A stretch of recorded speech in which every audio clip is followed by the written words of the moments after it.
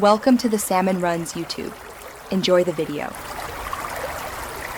In this video, I will explain how to change Jeep Grand Cherokee oil. First, gather your tools: a socket wrench, oil filter wrench, and drain pan.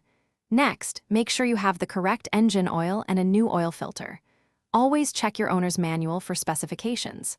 Finally, safely lift your vehicle using a jack and secure it with jack stands.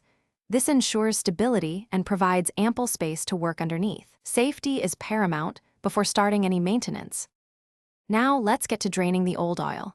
Place your drain pan directly under the oil pan. Using your socket wrench, carefully loosen and remove the drain plug. Be prepared for the oil to flow out quickly. Let it drain completely, which usually takes several minutes. While it's draining, inspect the drain plug and its gasket. If the gasket looks worn or damaged, replace it to prevent leaks. Once drained, reinsert the drain plug securely. With the old oil drained, it's time for the filter.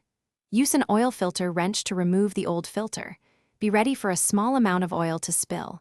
Before installing the new filter, apply a thin layer of fresh oil to its rubber gasket. This helps create a good seal. Hand tighten the new filter, then give it an additional quarter to half turn with the wrench. Finally, carefully pour the recommended amount of new oil into the engine's fill port. After refilling, replace the oil fill cap and lower your vehicle. Start the engine and let it run for about 1 minute to circulate the new oil. Turn off the engine and wait a few minutes for the oil to settle. Then, check the oil level with the dipstick, adding more if necessary to reach the full mark.